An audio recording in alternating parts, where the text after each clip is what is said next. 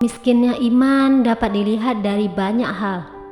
Ngakunya sih percaya sama Allah, tapi kalau ada masalah, malah sering galau gak jelas gitu.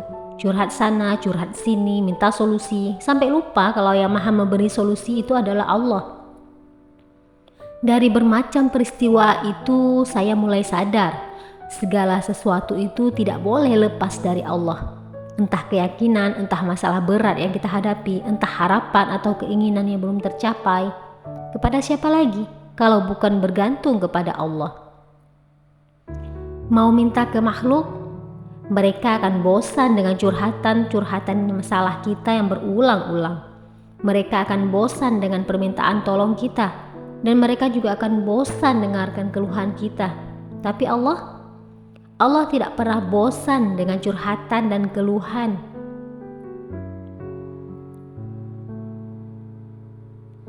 Iman yang naik turun membuat saya belajar percaya kepada Allah. Setiap masalah, setiap harapan yang belum tercapai adalah bentuk kasih sayang Allah.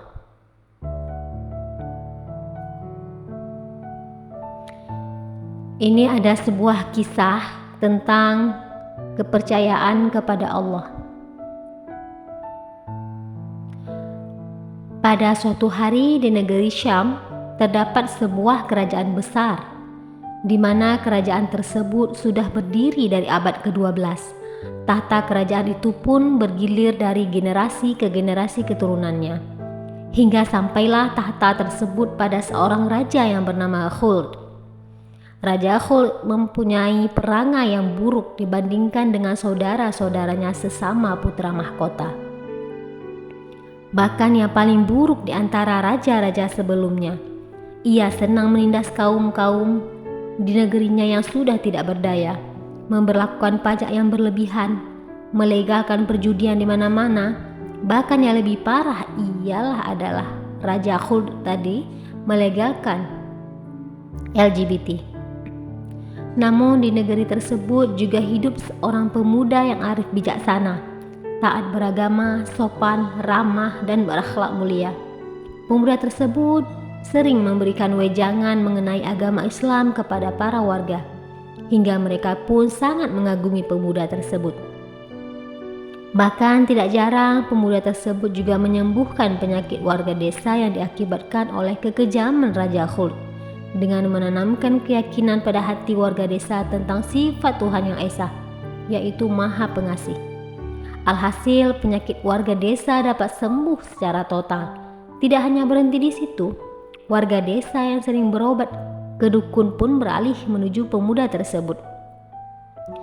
Ternyata karisma pemuda tersebut mampu menarik warga yang pada mulanya beragama menurut kepercayaan nenek moyang, beralih menuju agama yang agung, yaitu Islam. Kabar tentang pemuda tersebut akhirnya diketahui oleh salah satu pengawal kerajaan.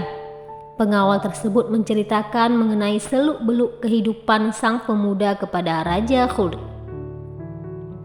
Pengawal tersebut bercerita pada Raja Khuld mulai dari dakwah pemuda tersebut yang memasukkan para warga desa kepada agama Islam, hingga kemampuannya untuk menyembuhkan penyakit.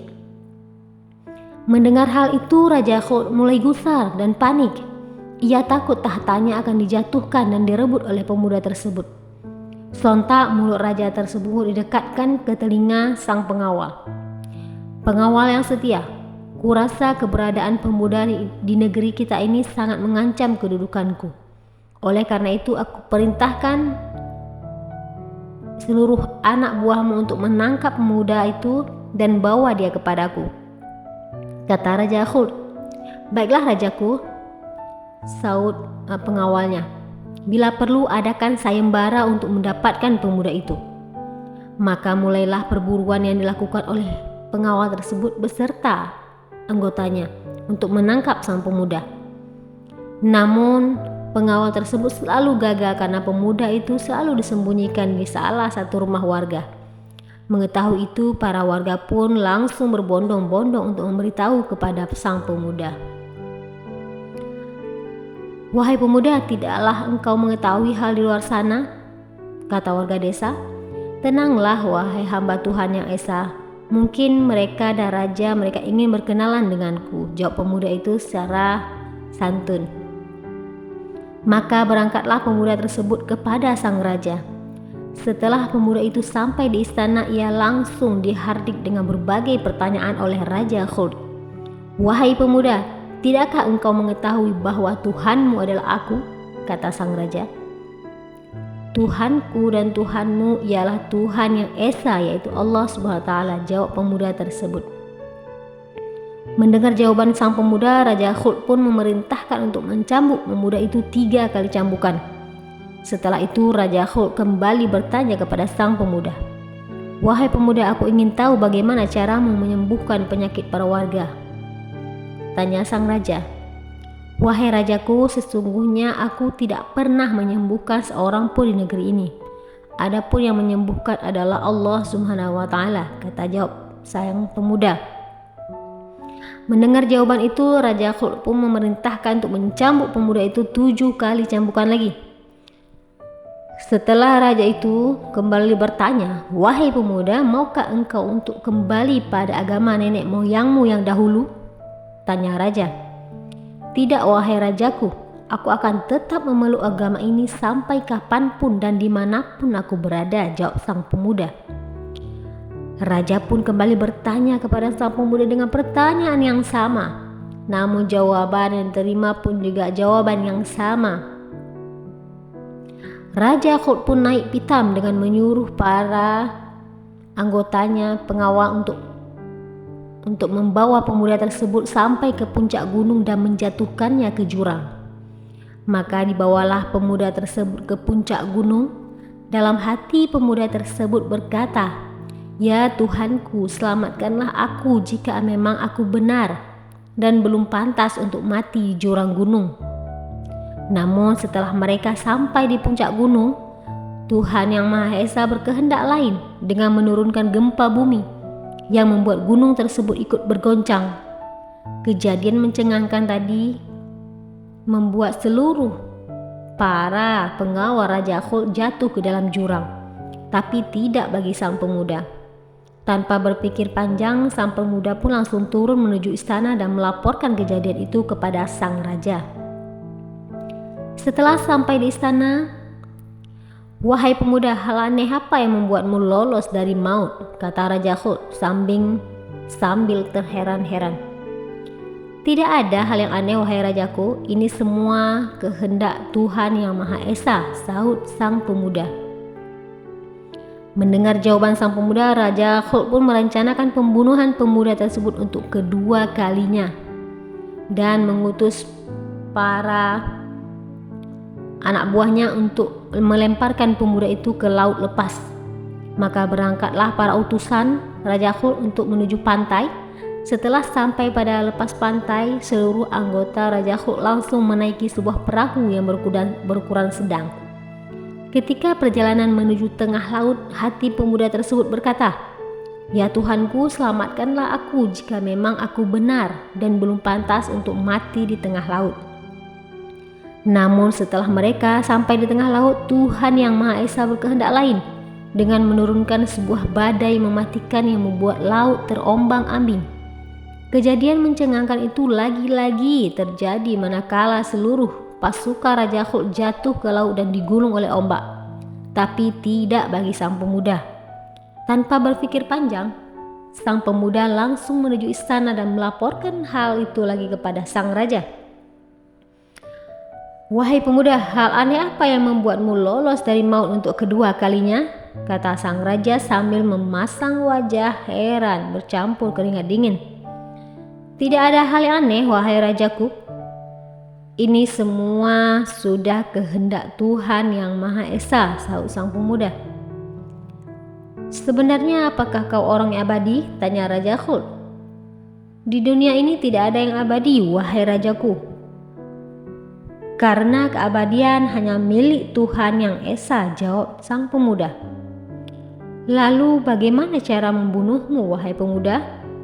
Tanya Raja Khuld dengan menunjukkan keputusasaannya. Aku hanya bisa mati di tengah-tengah kota yang disaksikan seluruh warga desa dengan keadaan kedua tanganku di borgol. Setelah itu ucapkanlah bismillah. Setelah itu panah dahiku dengan sebuah mata panah yang sangat tajam, jawab pemuda tersebut. Tanpa berpikir panjang, Raja Khulud pun memerintahkan seluruh pasukannya untuk mengumpulkan warga desa di tengah-tengah kota dan menyiapkan peralatan untuk mengeksekusi pemuda tersebut. Setelah semua ketentuan yang diutarakan oleh pemuda terpenuhi, maka tinggallah Raja Khulud untuk melepaskan anak panah ke dahi pemuda tersebut. Tidak lupa sebelum melepas anak panah, Raja Khulud berkata bismillah di depan khalayak umum. Maka lepaslah anak panah itu dan menghujam dahi sang pemuda dengan keras sampai ia pun mati dalam yang tertancap dahinya. Di saat yang bersamaan, Raja Khulud pun bergembira dengan kematian pemuda tersebut, hingga juru bicaranya berkata, "Wahai rajaku, apa yang membuatmu bahagia? Di mana seluruh warga desa menyaksikanmu mengatakan bismillah dan mereka berbondong-bondong masuk Islam karena mengira engkau mengikuti agama sang pemuda?" tanya sang juru bicara. Raja Khulud pun sangat murka manakala ia mendapati hal itu. Maka dikumpulkanlah seluruh warga desa sekali lagi untuk menyuruh mereka kembali pada agama nenek moyang. Tak berhenti di situ, Raja Khulud pun menyiapkan sebuah lubang besar yang di dalamnya diisi besi-besi tajam, pecahan-pecahan kaca, dan ditambah dengan kobaran api untuk melemparkan para warga yang tidak mau kembali ke agama nenek moyang hingga mereka mati. Namun Raja Khulud mendapati bahwa tidak ada satupun warga yang mau kembali ke agama nenek moyang. Maka seluruh warga pun mati bergiliran satu persatu masuk ke dalam lubang pembantaian itu. Kejadian mencengangkan terjadi manakala ada seorang ibu yang menggendong bayinya mendapat giliran masuk ke dalam lubang. Namun ibu tersebut merasa ragu-ragu untuk masuk ke dalamnya. Dan Masya Allah, sang bayi pun kemudian berkata kepada ibunya, "Wahai ibuku, jangan engkau merasa ragu, karena sesungguhnya kita di jalan yang benar," kata sang bayi. Tanpa berpikir panjang, sang ibu dengan bayinya pun kembali masuk ke dalam lubang secara bersama-sama dan mereka pun syahid. Nah, itu adalah sepenggal kisah tentang kekuatan iman percaya kepada Allah. Jadi sobat dimanapun berada, percayalah kepada Allah bahwa tidak ada satu hal pun yang bisa menyakiti kita jika tidak ada kehendak dari Allah. Semoga bermanfaat.